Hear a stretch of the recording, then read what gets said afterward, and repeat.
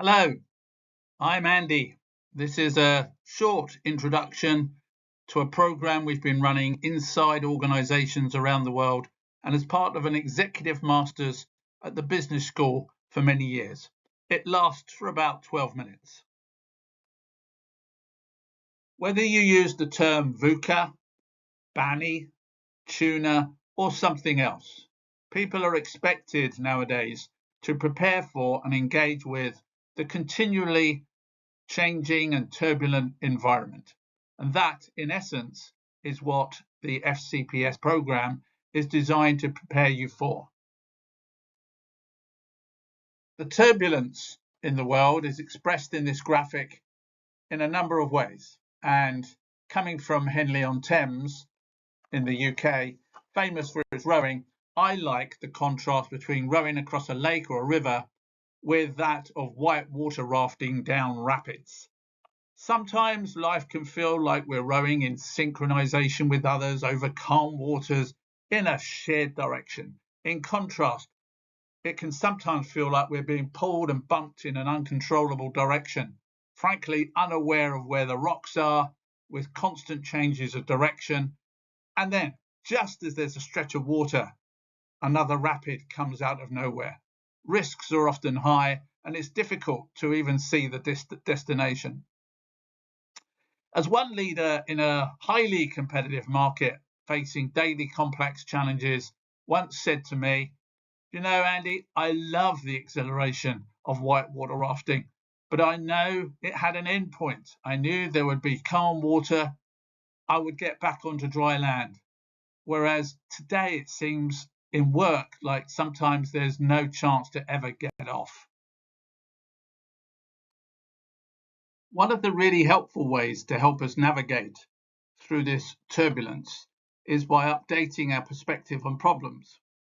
We can use the classic two axes of the more technical aspects on the x-axis, the what and content, and the more social aspects on the y-axis, the how and process. You will see that we've also color-coded the challenges into red, tame problems, and blue, wicked problems. Business schools, management, and conventional thinking tend to pull everyone inexorably towards hoping the problem space we are faced with is tame, so we can approach it with a tame problem mindset, red work, wanting to fix it in a tame way. Whereas wicked problems, blue work, requires a range of new capabilities, including mental ambidexterity, higher levels of interpersonal skills, and facilitative leadership skills that include great self-awareness, climate building, and using fair process. You will notice that so-called wickedness occurs when there is a higher social complexity caused by a challenge in getting agreement, and/or technical complexity caused by moving further from certainty. It is worth noting that wickedness can occur with just two or more people. For example, staying married is a wicked problem in the top left-hand corner of the box. Technically not that difficult, but socially it can be a roller coaster with ups and downs along the way and lots of disagreements. Understanding wickedness or complexity in problems and how to approach them is a bedrock of FCPS. Classifying and approaching problem types appropriately is important because incorrect diagnosis of problems and assuming all problem types are tame and can be solved just doesn't work. This requires a significant shift in thinking. It is worth remembering that often today we fail more often because we solve the wrong problem in the wrong way than because we get the wrong solution to the right problem. And here is the rub. Whilst much of the work in front of us is blue work, we gravitate inexorably to wanting to spend time in the red zone, to doing red work. Notice and maybe reflect where you spend your time. Known as the Eisenhower grid, with the degree of urgency on one axis and the degree of importance on the other axis, we can divide the grid into red work and blue work. The main work of organisations performing is effectively red work on tame problems, which management was built for repeatability and predictability. The aim is to eliminate and reduce variation. But as you might have worked out, wicked problems are often neither repeatable nor predictable. Blue work requires embracing variation and diversity. Wicked problems and blue work are non-routine and uncertain. Most people and teams and organisations struggle with getting appropriate time spent in the low urgency and high importance space, the blue work. You might want to reflect on what percentage of your time is in the blue work. So, if we accept these different problem types, what can we do about it? In summary, we need to become more T-shaped. The vertical north-south axis represents your technical and domain-specific skills, also known as hard skills. That which is required for you to be a footballer, an athlete, engineer, accountant, lawyer, marketer, software developer, business analyst, doctor, nurse, surveyor, etc., etc., etc. The horizontal part of the T represents those skills that are required across domains. Reading, writing, and arithmetic are the three foundations that many of us learn when we're very young. And then as we grow up, work with others and face all the distractions of contemporary life, figuring out how to be at our best and interacting with others becomes more important. And then, as we progress even further, the challenges seem to get more wicked, and mental flexibility, along with the understated secret of contemporary leadership, that of facilitation, which includes self-awareness, climate building, and fair process, become critical to bringing out the collective brilliance of people. Importantly, the research clearly shows that once we have the vertical capabilities, it is our horizontal skills that will determine how effective we are, whether individually, in teams, or as managers and leaders. This graphic, using recent research from the World Economic Forum, as well as McKinsey, represents skills that are increasingly required.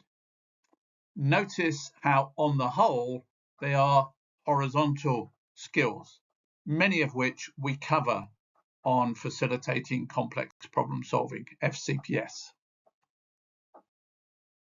So this brings us to the aims of the FCPS program, which, as mentioned earlier, is about preparing people to be able to operate more effectively in today's ever-changing, turbulent world. More specifically, we have three objectives. The first, to help people facilitate change.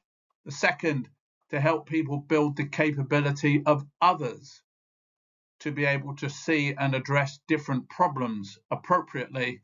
And thirdly, to be a more supportive leader at times and a more courageous follower at times. So you can see there are effectively two main lenses into the program. The first looks at helping people set the stage for themselves to perform at their best. And the second is to help people help others perform at their best. On this graphic and the next, you will see the main topics that are covered. As mentioned, this graphic looks more at the topics associated with helping others be at their best, such as leadership, climate building, and fair process. As mentioned, one of the challenges with much of today's business school, exec education, and organizational development is that it teaches lots of knowledge but misses one, emphasizing the individual responsibility for learning, practice, and further development. one of the types of blue work, of course. And secondly, the organisational responsibility to support the blue work of practice and development of learning. Of course, the assumption here is that the individual and/or organisation wishes to stay competitive and relevant. As Henri de Huys once said, the only sustainable competitive advantage is to learn faster than the competition. So, on the FCPS, we're ultimately about helping people to think better and do better in whatever context, whether home, social, or work. This graphic shows the flow of the two sets of face-to-face sessions, Part A and Part B. Part A focuses on knowing and Part B on doing. We know there is nothing as practical as a good theory. So, as Deming said, it is not enough to do your best. You need to know what to do and then do your best. So we provide a lot of useful knowledge and pre-work to get ready for the face-to-face sessions when we build on what's already been absorbed when we get together. In the face-to-face sessions, we move at quite a pace and assume you have done the pre-work. Whereas Part A is on the whole about absorbing and understanding a number of new concepts, Part B gives you the opportunity to practice, to apply, to test drive, if you like, the concepts and to help embed and develop your skills. We do this by enabling everyone to facilitate a 40-minute practice session, which we then debrief together as a group to develop our learning. So, to conclude, the world is turbulent. This results in many challenges and paradoxes which we have to juggle. This presents us with flavours of challenges, broadly tame, red work, and wicked, blue work, which in itself creates a challenge to be more mentally flexible. This means we need people who can juggle these paradoxes. And we think facilitative leadership is the way to do that and is the understated secret to being effective in the 21st century. And finally, if you need further information, please contact us. I can be found on most of the major social media platforms, and this graphic identifies a few of the related articles that can also be found on our website Insights page. For those who have been, thank you for listening.